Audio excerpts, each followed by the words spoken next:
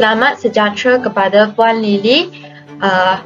Kumpulan saya terdiri daripada saya, Obipo, Kau Kailin dan Li Xingyi akan membentangkan kerja khusus BMMB 3163 Kebudayaan Kebangsaan, dan topik untuk pembentangan kami ialah kebudayaan pra-Islam pengaruh Hindu Buddha.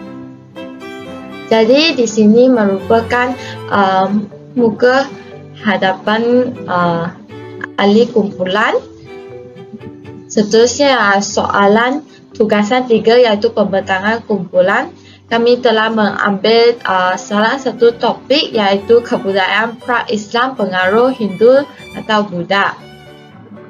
Slide ini merupakan isi kandungan yang akan dibentangkan oleh ahli kumpulan kami. Okey, yang pertama ialah cara kemasukan pengaruh Hindu-Buddha.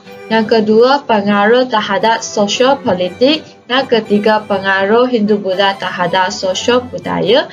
Dan yang terakhir ialah kesimpulan. Di sini kita boleh lihat cara kemasukan pengaruh Hindu-Buddha. Terdapat 4 cara. Cara pertama ialah melalui perdagangan. Sebagai contoh, jaringan perdagangan dengan negara China dan India. Pada masa tersebut, berlakunya pelayaran di Selat Melaka dan Sumatera, dan terdapat pedagang-pedagang tersebut memanfaatkan ilmu astronomi yang telah mereka kuasai. Jadi mereka menggunakan ilmu tersebut untuk membuat perdagangan di tempat-tempat yang strategik. Sebagai contoh, golongan Vaishya atau pedagang dari negara India yang menjalankan perdagangan dengan pedagang tempatan. Apabila pelayaran dan perdagangan ini semakin meningkat, jadi pelabuhan telah ditubuhkan. Apabila pelabuhan tersebut ditubuhkan, maka akan menjadi pusat komersial yang amat penting.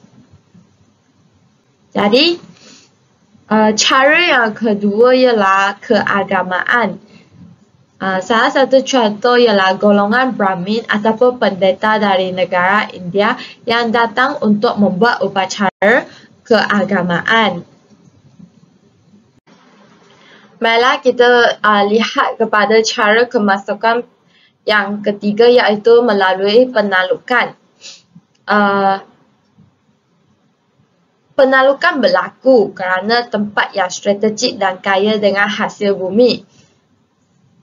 Salah satu contoh ialah golongan Kshatriya ataupun tentera dari India yang membentuk tanah jajahan Taluk di Asia Tenggara. Tempat yang strategik boleh lihat melalui Selat Melaka yang dilindungi daripada angin monsun. Kemudian kaya dengan hasil bumi seperti terdapat rempah ratus dan biji timah. Jadi apabila negara mereka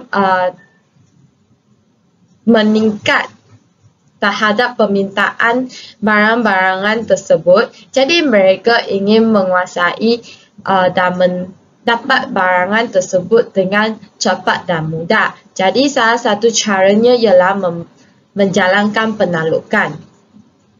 Jadi masa tersebut, apabila penalukan berlaku, jadi berlakunya pengaruh Hindu-Buddha terhadap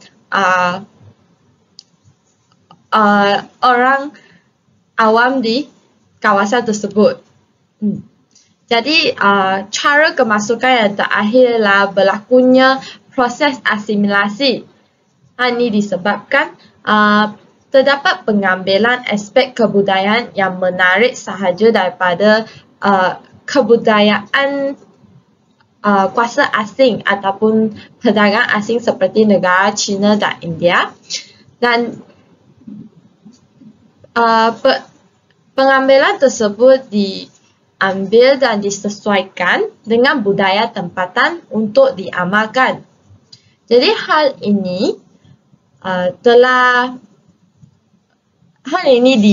berdasarkan jumpaan seni Aceh dengan ikatan tali kulit harimau yang hanya ditemui di Sriwijaya. Jadi secara ringkasnya, terdapat 4 cara kemasukan pengaruh Hindu-Buddha ke Asia Tenggara ataupun Tanah Melayu, iaitu melalui perdagangan, yang kedua melalui keagamaan, yang ketiga penalukan, dan akhir sekali berlakunya proses asimilasi. Baiklah, sekarang kita akan melihat kepada kesan pengaruh Hindu-Buddha terhadap sosial politik. Di sini akan disambung oleh ahli kumpulan saya. Selamat sejahtera kepada Puan Lily. Seterusnya saya akan meneruskan pembentangan tentang subtajuk kesan pengaruh Hindu-Buddha terhadap sosial politik. 4 kesan pengaruh Hindu-Buddha terhadap sosial politik telah saya kajikan. Antaranya sistem beraja, raja berkuasa mutlak, Brahmi mengukuhkan kedudukan raja, dan penggunaan alat-alat kebesaran di raja. Kesan pengaruh yang pertama iaitu sistem beraja. Raja di sebelah kiri menunjukkan kelas-kelas yang terdapat di dalam sistem beraja Hindu atau Buddha. Secara umumnya, kelas tertinggi ialah Brahmin atau Brahmana, manakala kelas terendah iaitu kaum Paria yang dikenali sebagai mereka yang tidak boleh disentuh atau dalam bahasa Inggeris iaitu untouchable. Dalam agama Hindu, Brahmin merupakan individu yang diketahui sebagai cendekiawan yang mampu menguasai berbagai jenis ajaran Tuhan dan mempunyai pengetahuan yang amat mendalam dan sangat luas. Selepas kedatangan Hindu-Buddha, sistem pentadbiran di tanah Melayu telah dipengaruhi. Raja di sebelah kanan dapat menunjukkan sistem beraja di tanah Melayu selepas pengaruh Hindu-Buddha. Konsep raja dalam masyarakat Melayu tradisional telah digubah berdasarkan sistem feudal, iaitu raja menjadi ketua negara yang menduduki peringkat tertinggi dalam hierarki sosial sebuah negara atau kerajaan. Tambahan pula, perkataan raja ini sebenarnya daripada bahasa Hindi. Perkataan raja ini berasal daripada bahasa Hindi yang bermaksud penguasa, pemimpin atau yang terbaik dari golongannya. Seterusnya, kesan yang kedua iaitu raja berkuasa mutlak. Dengan pengaruh Hindu-Buddha, kedudukan raja yang tinggi dalam hierarki sosial telah menjadi simbol keagungan dan kewibawaan sebagai pemerintahan tunggal yang mempunyai kuasa mutlak dalam pemerintahan. Kuasa mutlak bermakna raja yang berkuasa penuh dalam semua urusan pentadbiran dan pemerintahan negara. Konsep Dewa Raja iaitu Tuhan dengan Raja telah mempengaruhi kedudukan raja. Seseorang raja dipercayai mempunyai sakra iaitu bersifat luar biasa dan mempunyai unsur-unsur magis yang boleh mengukuhkan kedudukannya sebagai seorang raja yang suci. Di samping memiliki sakti iaitu kekuatan, kepahlawan, keberanian dan kemahiran luar biasa. Keistimewaan ini telah diperolehi melalui samadhi iaitu pertapaan dan permujaan alat senjata kepunyaan raja. Kedudukan raja sebagai pemerintahan tertinggi diperkukuhkan lagi dengan dua nilai yang dikenali sebagai daulat dan dahaka. Unsur daulat dan dahaka ini juga berasal daripada konsep Dewa Raja. Konsep daulat dalam sistem beraja telah membawa maksud kebolehan dan peranan raja dalam pelbagai aspek kehidupan seperti ketinggian kuasa politik. Manakala konsep dahaka ialah satu tangkapan yang dikaitkan dengan daulat. mendahaka diangkat sebagai melanggar perintah atau arahan raja. Kesannya, rakyat tidak akan mendahaka walaupun raja tidak melakukan keadilan. Seterusnya, raja berkuasa mutlak telah dibuktikan dengan pembinaan-binaan seperti Angkor Wat di Colombia dan pengampanan di Indonesia. Kedua-dua binaan ini telah didirikan untuk meraihkan peraturan Dewa Raja di bumi sesuai dengan konsep Ada Kosmo. Selain itu, golongan Brahmin mengukuhkan kedudukan raja juga merupakan salah satu kesan pengaruh Hindu-Buddha terhadap sosial politik.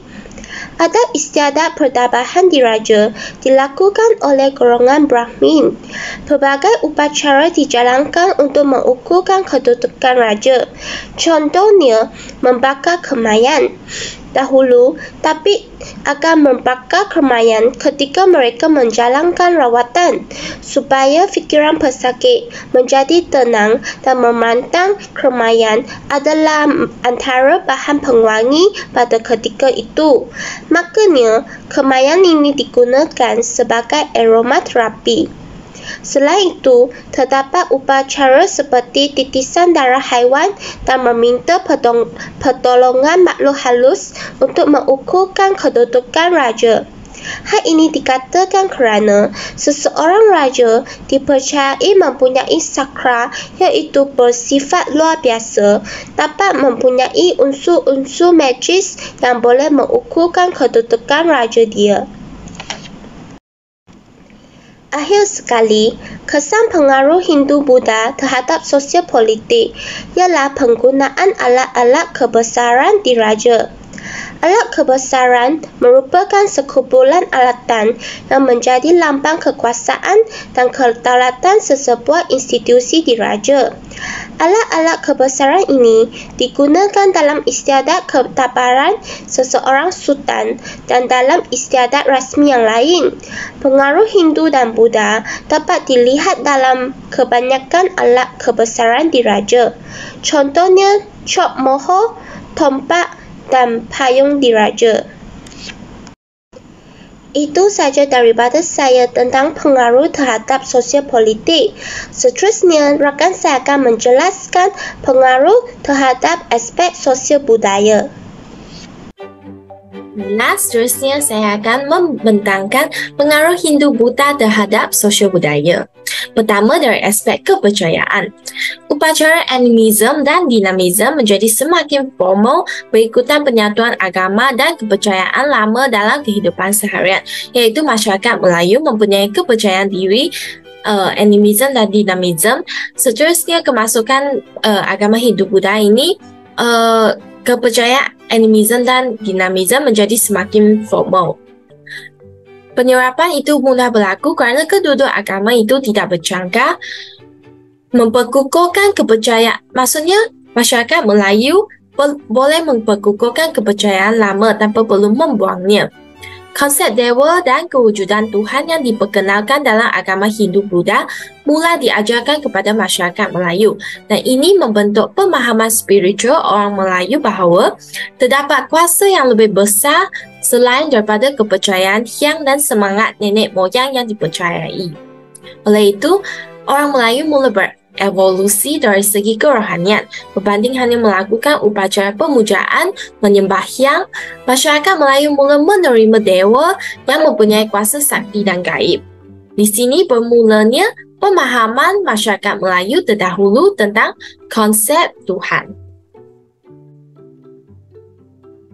Fenomena ini dipersetujui, misalnya Mokhtar 1979 yang berpendapat bahawa masyarakat Melayu melihat persamaan antara roh atau makhluk halus dengan dewa Hindu, memandangkan kedua-dua entiti ini bersifat gaib selain mempunyai kuasa dan ditakuti. Menurut Maxwell, Skid, Winstead dan Endicott pula, masyarakat Melayu menyeru dewa-dewa Hindu bagi tujuan diagnosis penyakit, rawatan ataupun mengelakkan kemudaratan, terutamanya pada zaman sebelum datangnya agama Islam.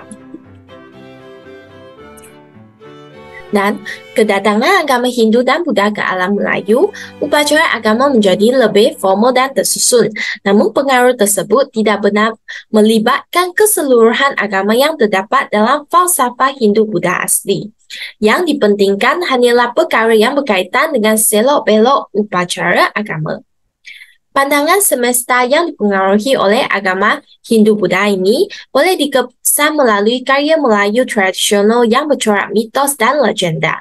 Ini dipengaruhi oleh ajaran kitab suci agama Hindu seperti Mahabharata, Bhagavad Gita, dan Bharatayuddha. Dan aspek-aspek kesenian, keindahan, keromantisan, kesedihan, keagungan, dan ketakjuban dipentingkan. Aspek falsafah dan pengujahan yang rasional tidak ditekankan.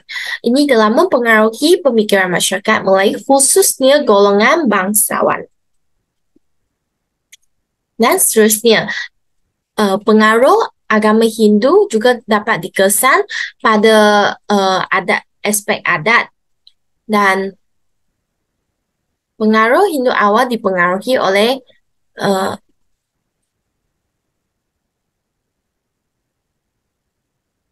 adat Melayu yang awal dipengaruhi oleh unsur-unsur Hindu-Buddha yang diperolehi melalui kitab lama seperti Ramayana dan Mahabharata. Kitab tersebut merupakan karya agung yang menjadi asas rujukan dalam agama Hindu. Kitab ini juga berfungsi sebagai tunjang kepada pengurusan hidup sebelum kedatangan pengaruh Islam ke Asia Tenggara, khususnya di Malaysia. Jadi sesetengah adat Hindu-Buddha ini masih diamalkan oleh masyarakat Melayu sehingga kini. Contohnya, adat bersembah. Pemujaan raja dan masyarakat Melayu suatu ketika dahulu merupakan cerminan kepada pengaruh Hindu-Buddha. Contohnya, perkataan raja memperlihatkan pengaruh Hindu yang begitu tebal. Begitu juga dari aspek pertabalan dan adat istiadat Islam Melayu yang bercorakkan Hindu-Buddha. Seterusnya, berinai. Istiadat berinai adalah antara tradisi dan perkahwinan Melayu yang boleh dikategorikan kepada 3 acara iaitu berinai curi, berinai kecil dan berinai besar. Malam berinai kecil biasanya diadakan pada waktu petang 3 malam sebelum hari perkahwinan. Jadi, semasa malam ini, inai akan dihiaskan pada kedua-dua belah tangan dan kaki pengantin perempuan. Manakala untuk pengantin lelaki hanya diletakkan pada jari kelingking, jari manis dan jari hantu pada sebelah tangan sahaja. Seterusnya, upacara mandi bunga. Mandi bunga melibatkan jenis bunga dengan kaedah penyediaan mandi bunga dan tujuan pelaksanaannya. Misalnya perlu menyediakan air suci yang dibacakan doa. Dan menurut kajian Wan Hasma, beliau mengatakan mandi bunga mempunyai fahaman animisme, dinamisme dan hidup Buddha yang percaya kepada semangat dan roh. Amalan mandi bunga mempunyai pelbagai tujuan seperti menaikkan seri pengantin, membuang nasib malang dan mendapatkan sesuatu hajat seperti mendapatkan ilmu hitam, kedudukan, memikat atau memakai susu. Jadi contoh bunga yang digunakan ya bunga mawar, bunga melo, bunga kenanga dan sebagainya. Seterusnya dari aspek upacara perkahwinan. Ketika upacara perkahwinan, pengantin dianggap raja sehari dan diadakan upacara bersanding. Jadi raja sehari dan bersanding merupakan konsep yang dipengaruhi oleh agama Hindu-Buddha. Penggunaan sirih pinang beras kunyit merupakan pengaruh Hindu yang bertujuan memberi semangat kepada pengantin berdasarkan kekuningan padi. Jadi upacara persandingan pula menjadi suatu kewajipan yang berasal daripada adat Hindu yang mengagungkan Dewa Rama dan Dewa Sita. Jadi sebab inilah pengantin baru tersebut digelar sebagai Raja Sehari. Seterusnya, upacara membelah mulut bayi.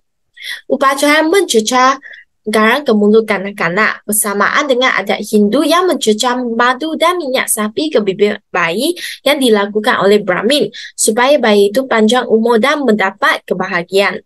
Bagi Islam, adat ini diganti dengan mencecapkan air zam-zam atau kurma. Pembacaan mantra yang biasa dilakukan sebelum adat itu dimulakan juga digantikan dengan pembacaan surah Al-Fatihah dan surah Al-Ikhlas, kemudian dibacakan doa. Seterusnya ada kematian. Apabila orang Melayu meninggal, bunga akan ditabur di atas kubur setelah ditanam. Jadi adat ini menerima pengaruh agama Hindu. Orang Hindu yang mati sebelum dibakar akan diletakkan bunga atas mayatnya. Kini orang Melayu bukan sahaja menabur bunga di atas kubur, bahkan mayat itu sudah ditabur bunga di rumah lagi sebelum dibawa ke tanah perkuburan. Kemudian kenduri awal. Apabila ada suatu kematian, selepas kematian mesti diadakan kenduri masuk kubur 3 hari. Kenduri pecah perut 7 hari ke-7, kenduri 40 hari iaitu roh berpisah dengan waris, dan kenduri 100 hari iaitu turun batu nisan dan bagi roh itu memasuki ke dalam jemaahnya sebagai ahli kubur. Jadi adat ini merupakan kepercayaan daripada penganut agama Hindu. Jadi aspek seterusnya dikesan pada perubatan.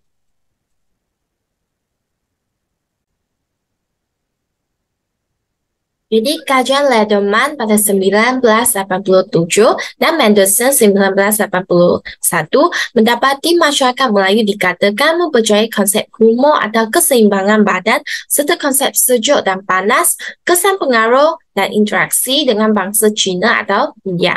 Jadi contohnya makanan, ubatan dan penyakit dibahagikan kepada beberapa kategori seperti sejuk atau panas mengikut ciri-ciri intrinsiknya atau kesannya kepada fizikal manusia. Contohnya, buah longan dianggap ialah buah yang panas. Maksudnya, jika makan terlalu banyak, badan akan kepanasan badan. Penyakit boleh disebabkan oleh ketidakseimbangan elemen sejuk dan panas yang ada dalam badan. Penyakit seperti campak, buah atau absces, marah dan juga penyakit yang disebabkan oleh gangguan makhluk halus misalnya adalah dianggap sebagai panas dan lebih sesuai diubati dengan rawatan tradisional yang bersifat sejuk. Dan seterusnya ialah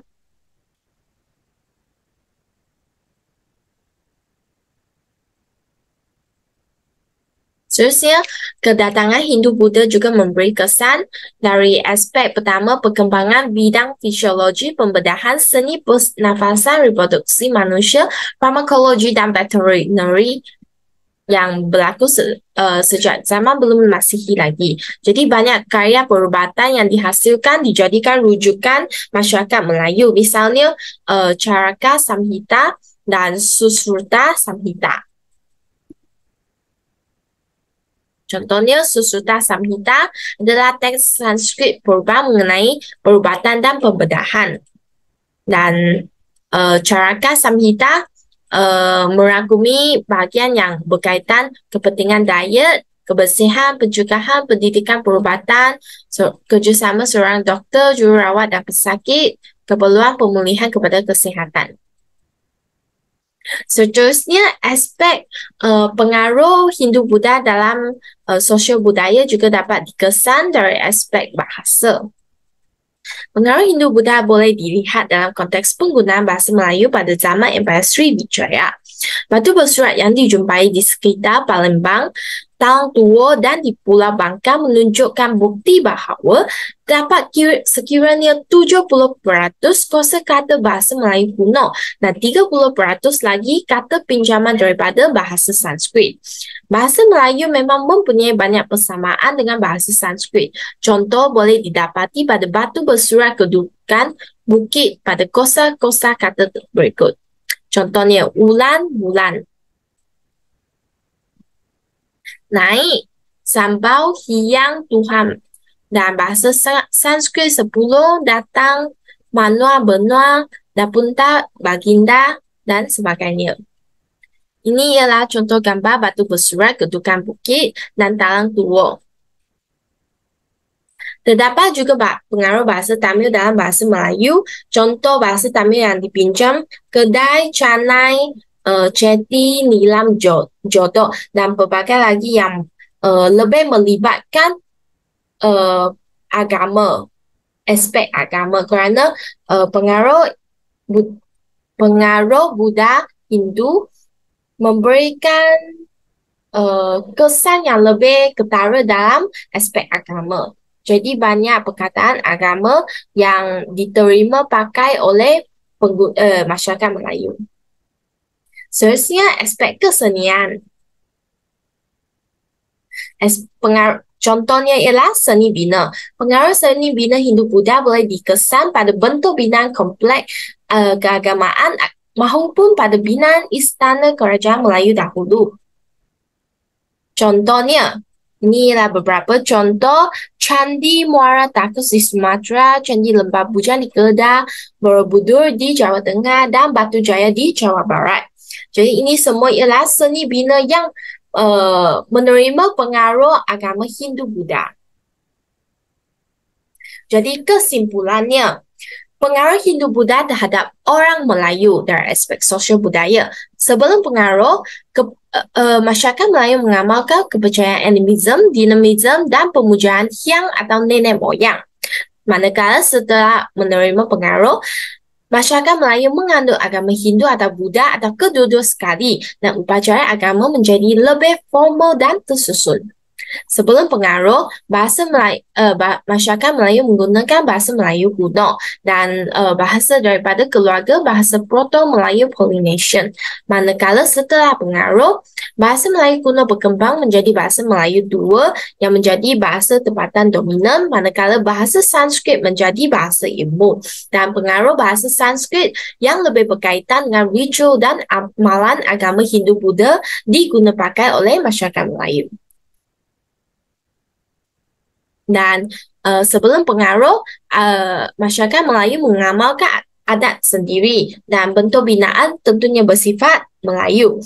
Tetapi setelah menerima pengaruh Hindu-Buddha, adat bersembah, berinai, mandi bunga, raja sehari dan bersanding, membelah mulut bayi, tabur bunga dan keduri awal, ini semua merupakan adat yang menerima pengaruh Hindu-Buddha dan diterima pakai sehingga kini.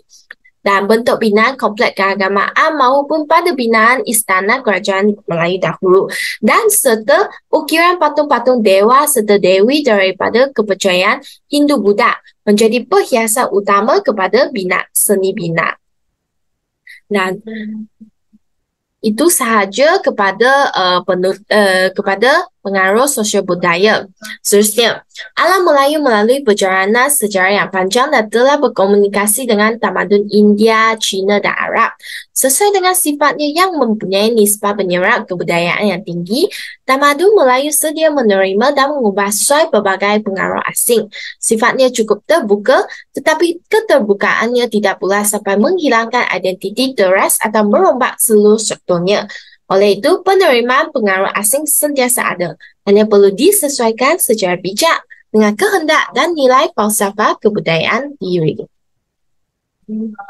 Dalam hal-hal keduniaan, Islam mengamalkan prinsip yang disebut al-bara, al-asliyah atau al-ibahat al-asliyah yang membawa maksud bahawa semuanya dibolehkan kecuali yang dilarang.